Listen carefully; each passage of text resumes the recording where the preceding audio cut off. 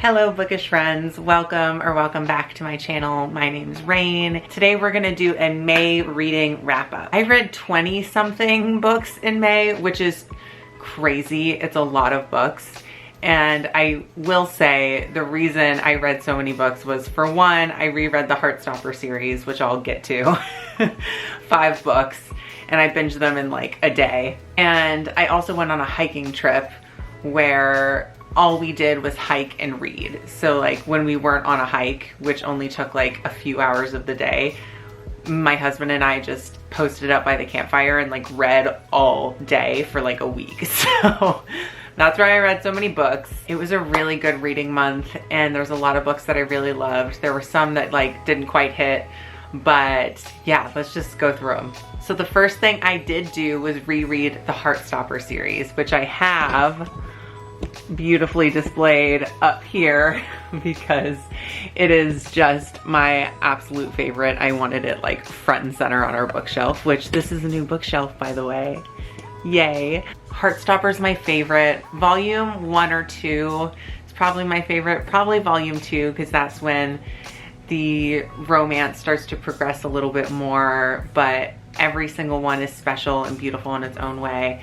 The beginning is like them kind of falling for each other, and there's a lot of theme of coming to terms with yourself and your sexuality. And in the later books, they bring in more topics that deal with mental health, like depression and eating disorders and anxiety, things of that nature. So I just love it. I would recommend it to anybody. It is heartwarming. It makes you feel good, and they're easy to read. They're graphic novels, so you can just like breeze right through them. But as you're breezing through them, you will enjoy every second. You're not like blowing through it because it's to get through it. Like, you really do enjoy the experience, or at least I did, and I convinced my husband to read them.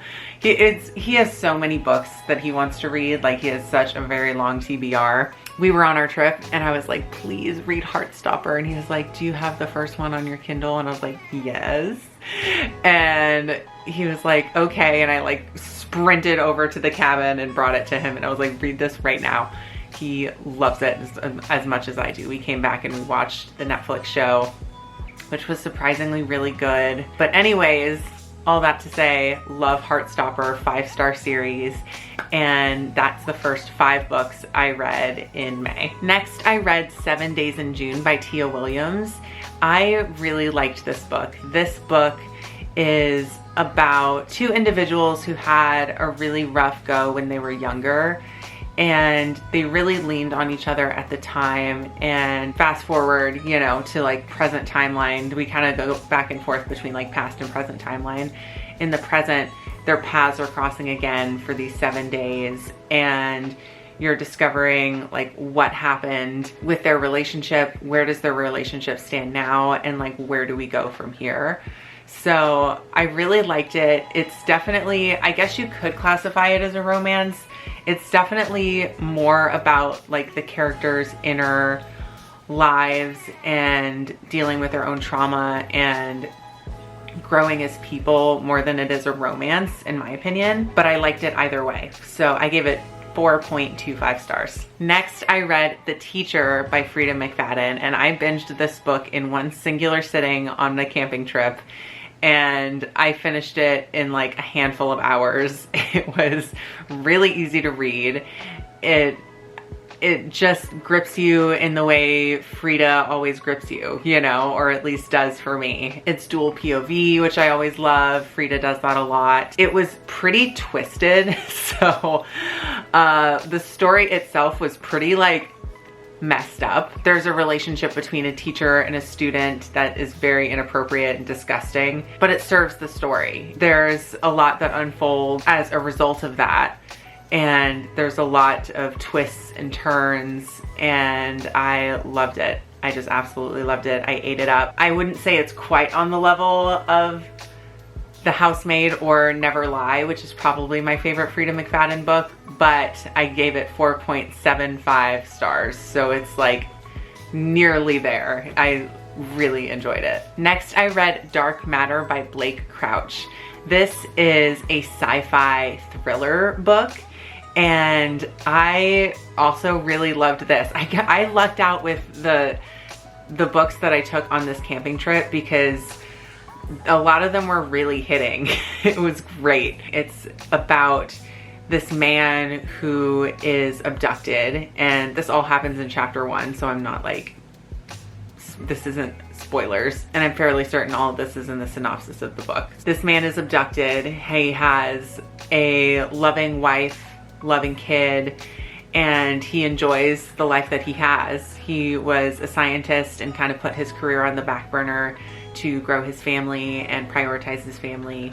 And he's abducted, and the last thing he hears before he is knocked unconscious is, "Are you happy with your life?" When he comes to, his life that he's known is no longer his life.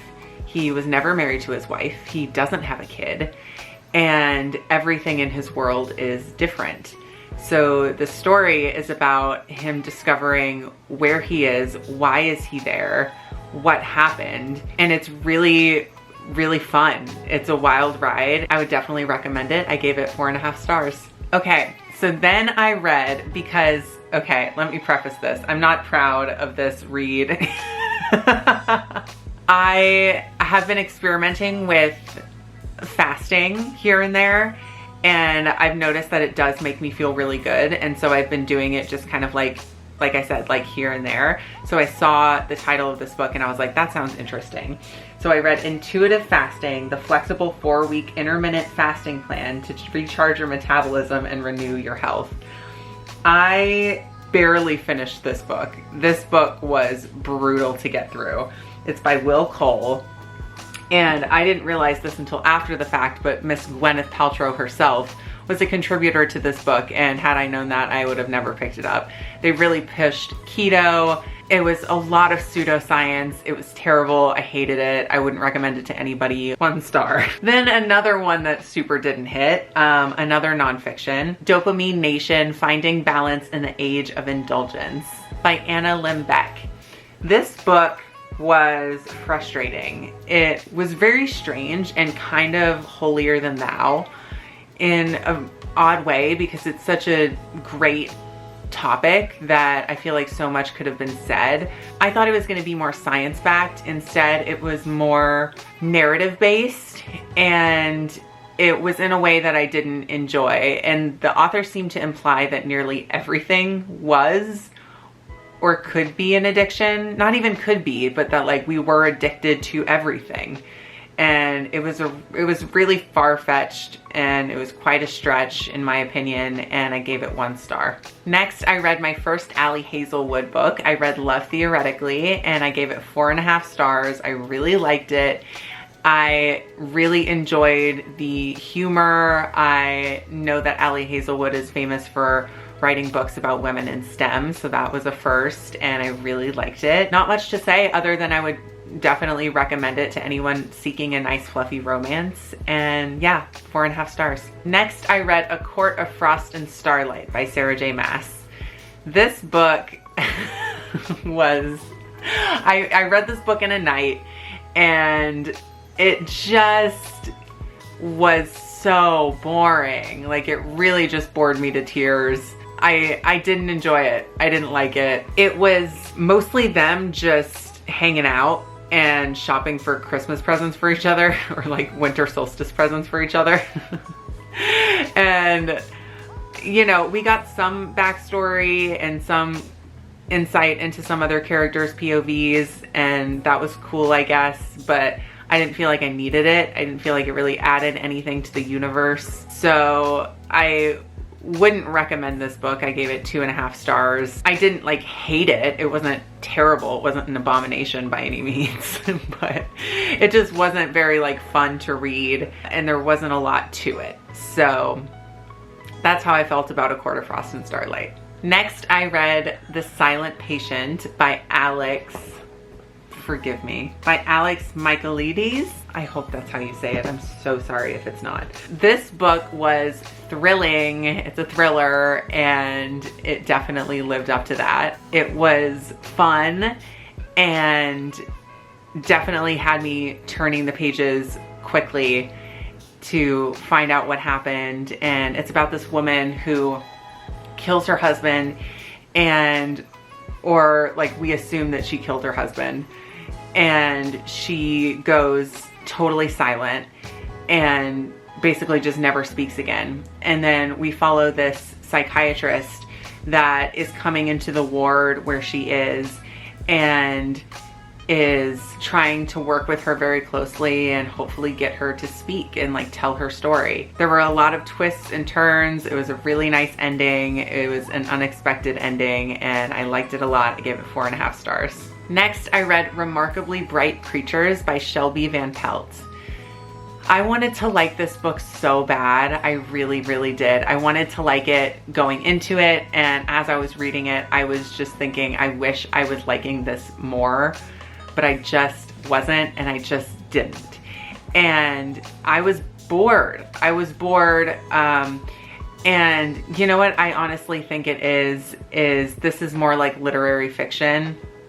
I think I'm not well versed in like, is this literary fiction or general fiction or contemporary fiction or what, like, I don't know, but I think I'm understanding that like those might not just like be my genres, that I am preferring, at least right now, I'm preferring thrillers, romance, and I'm starting to dabble into some fantasy, and I've been liking the fantasy I've been dabbling into, but I'm wondering if just, you know, literary fiction just isn't my genre, because this was definitely up that alley and I just was not engaged with it. So I gave it 2.75 stars. I could see why a lot of people would like this book. We get some narration from the octopus Marcellus point of view, which is really fun. I liked that, but there's not a whole lot else that I liked about it. Next, I read Genderqueer, a Memoir by Maya Kababi. This book I did not give a star rating to because I just don't feel comfortable.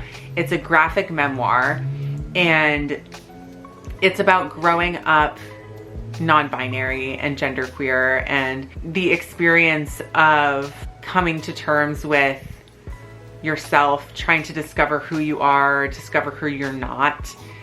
And it's really beautiful in a lot of ways, and it was also really hard for me to read. There were parts that were graphic or just like kind of hard to stomach, and it was purposeful. So like those parts were things that the author was doing to convey the feelings that they felt. But like seeing, you know, how horrible something felt for them in a way that felt like graphic and intense got their point across really well, and was also kind of hard to read at points. That's not to say I didn't like it. I did like it, and I do think that this would help a lot of people, and I would recommend it, just with the caveat of it's not like a light and fluffy book like another non-binary memoir that I read later in the month. They're just very different in their approach. So I would recommend it, but just don't expect anything like floofy or like really heartwarming. Next, I read Wash Day Diaries by Jamila Rouser and Robin Smith. And this book was really, really cute. It's a graphic novel about women, and like it follows them as they have like their hair washing days, or they're taking care of their hair. And it's like, that's kind of like happening in the background. And it shares just like little stories. Like each of them has a short story, and in each of their stories, like they're doing their hair, and then you hear about like what's happening in their life. And sometimes the story with them doing their hair intertwines really well like with the story, and sometimes it's like, this is just like my life and it's like a slice of life. So like I really liked it. I gave it 4 stars. It's very like comic strip, you know. I've started to read more like graphic novels and I've been really liking them, so I would recommend Wash Day Diaries. It was really good. Next, I read Falling by T.J. Newman. This book is about a man who's a pilot. He gets on the plane in the morning and he is contacted by a man who has hostage his whole family. So his 2 younger kids and his wife. And this man is saying that the pilot has a choice to make, that he can either crash the plane full of passengers and do so in the place that they want, or this man will kill his entire family, and like the choice is his. So this book takes place within like a handful of hours, and it's just this scenario. So like what happens and like how does this man make this decision and what does he decide? And I really was interested in the premise of this story. I was let down by the book itself. I found some of it offensive. I found it not to be very well written. At the same time, there's a lot that I didn't like about the book, but I cannot deny that I was turning pages really quickly and was very curious to see what was coming. So I will give them that, and I think that that is worth something. So I gave it 2.5 stars because I really didn't know how to rate it at all. So I just went smack dab in the middle, 2.5, and called it a day. You'll notice a theme. I've been reading a lot of queer stories and like graphic novels, graphic memoirs, that kind of thing. Now, as I'm recording this in June, it's Pride Month. So maybe I should have saved these until Pride Month, but I'm gonna continue reading queer reads. I am a part of the community, I'm non-binary, and I like to expand my horizons and learn more about my community and how I can be a better ally to other people in my community. And so I decided to read this book, Becoming Who We Are, Real Stories About Growing Up Trans. So this book is really, really cute. This book was written by Sammy Lysol among other people, because there's many stories in here. This book is for kids. Like this, and I didn't realize that when I picked it up. I thought it would be a little bit more like genderqueer maybe, or just a little bit more adult. It was definitely like a kid's book, which is fine. Like there's nothing wrong with that. It was very, very sweet. If you want to instill empathy and acceptance into your kids, and you want to express to them what the trans experience might be like for some people in a way that's easy for them to understand, this is a great book for that. So I would recommend it. I gave it 3.5 stars just because I don't think I was the target audience for it, but I would buy this for my nieces. So I liked it. I have to read this one because this is a wordy title. I read The Vegan Matrix, Understanding and Discussing Privilege Among Vegans to Build a More Inclusive and Empowered Movement by Melanie Joy. This book was nice and short. I liked it for the most part. It was more about privilege in general than it was about the vegan movement specifically, which wasn't really what I was expecting when I went to go like pick it up. But that wasn't a bad thing by any means, just not quite what I was expecting. And I gave it 3.5 stars. Next, I had a 5-star read, which was very exciting. And this is a favorite by many and a book talk favorite. And that is Fourth Wing by Rebecca Yarros. I really was sucked into this book from the beginning. So I found it to be really engaging, and as someone who's still just dabbling into fantasy, poking my little toe in, seeing if the water's fine, I found it to be easily digestible, and I enjoyed the characters. I really enjoyed the dragons and the fact that they had actual personalities and they weren't just like mystical magical creatures. Like they were actual characters in the book, which I liked. and I immediately went and bought Iron Flame. So I'm excited to read Iron Flame. I heard it's not as good as Fourth Wing. Be that as it may, I'm gonna read it anyways. I know there's gonna be more after Iron Flame, so I just wanna like stick with the series, you know, because I really did enjoy this book a lot. I don't know why, whenever I first picked this up, my thought was like, this is young adult. Maybe it's because it's like a magical school, and so my head goes to like Harry Potter, you know, which is like middle grade. But the Harry Potter books definitely get darker and darker as the stories go on. But yeah, this is definitely not for kids. There's a lot of spice in this. I mean, not like a lot. There's like 2 scenes. But they're explicit, you know, so yeah, but I really liked it. That ended up working out well for me because I've been discovering that young adult maybe might not be my thing.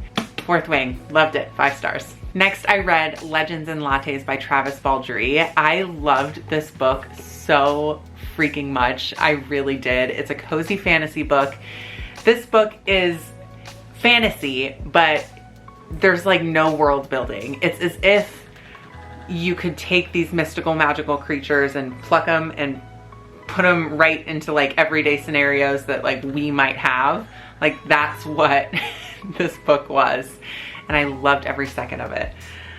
It is following Viv, our main character, and she used to fight in battle and be real hardcore, and then she moves to this town and is going to open up a coffee shop, but no one in the town knows what coffee is. She has that conflict. There's some conflict with like essentially tax collectors. It follows her. She's opening up her coffee shop, building the coffee shop, creating the menu for the coffee shop. There is conflict in like the 3rd act, and it resolves very, very nice and fluffily. I loved this book. This might be like one of my favorites of the year, which is so funny. I think I need to just own that this was like a 5-star for me, because I gave it like a 4.5, but the more I like just let it sit, the more I just keep thinking like, I can't stop thinking about this book because it just made me feel so cozy, and it made me feel so comforted. Like this I can't overstate enough how low the stakes were. Like I really can't overstate that enough. So if you like high stakes fantasy, you're probably not gonna like this book. I loved it. And as a new fantasy reader, the world building being practically non-existent was very accessible to me. So I would recommend this book to anyone who is needing some cozy in their life, who wants to like curl up on a rainy day and read a book. Legends and Lattes.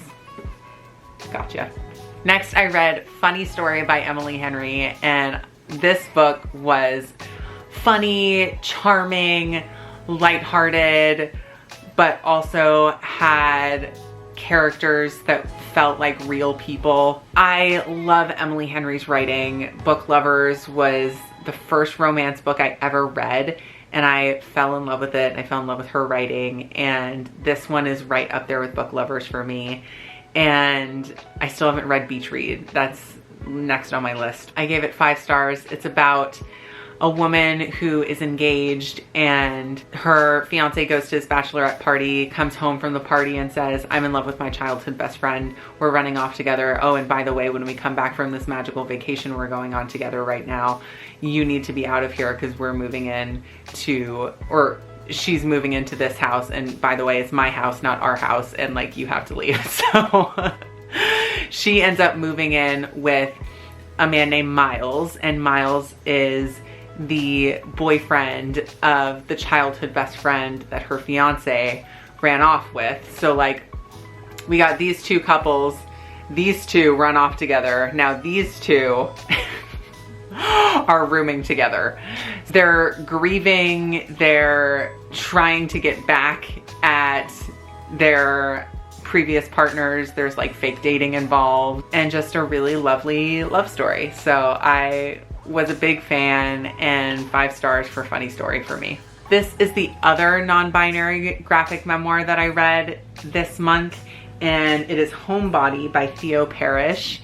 This book is great. I really highly recommend it. It's heartwarming. If you find genderqueer to be a little bit too heavy, this is a lighthearted kind of story while still being honest about the non-binary experience and like this person's experience.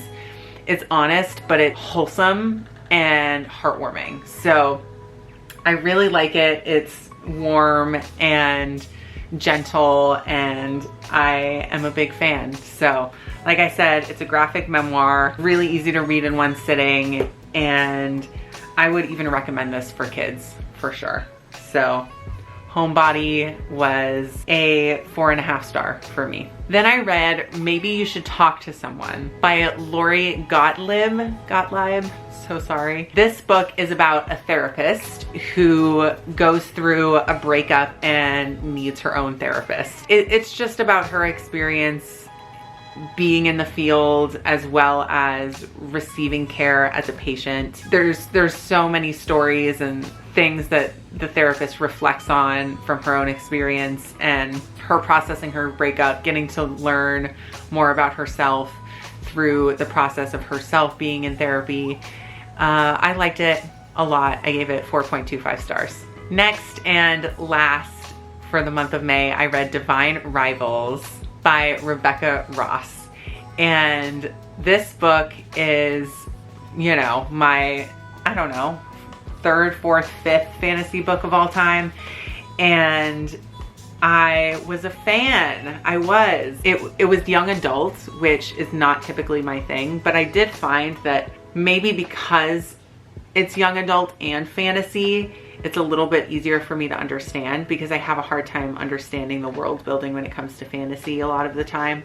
But maybe because it's a little like more easily digestible because it's for a younger audience, it was easier for me to understand. I didn't feel lost once, so I loved that for me because that's always my biggest fear with reading a new fantasy book or series. I thought the romance progressed like quickly and was a little bit unrealistic, but I didn't mind it. Like, I enjoyed myself reading it so much that I didn't really care, to be honest. So I gave it 4.25 stars. That is all the books I read in the month of May. This was a doozy of a video. It was a long reading month, and it was a really good one. I had a lot of 5-star reads, a lot of 4.25, 4.5, 4.75. Like I really had a great quality reading month. Like, it wasn't about the quantity for me. It was about the quality of books I read this month, and the quality was really good. I felt like I was just like flying high. Thank you so much for watching. If you've watched all the way to the end, let me know what your favorite book was that you read this month. And I am very curious to read the comments to hear because I genuinely want to know. And I love hearing what everyone else is reading. If you feel so inclined to like or subscribe or to leave a comment, that would be really cool. It helps little channels like myself, but no pressure. If you don't want to, that's totally cool. I hope you have an absolutely wonderful rest of your day, and I will see you in the next one. Bye.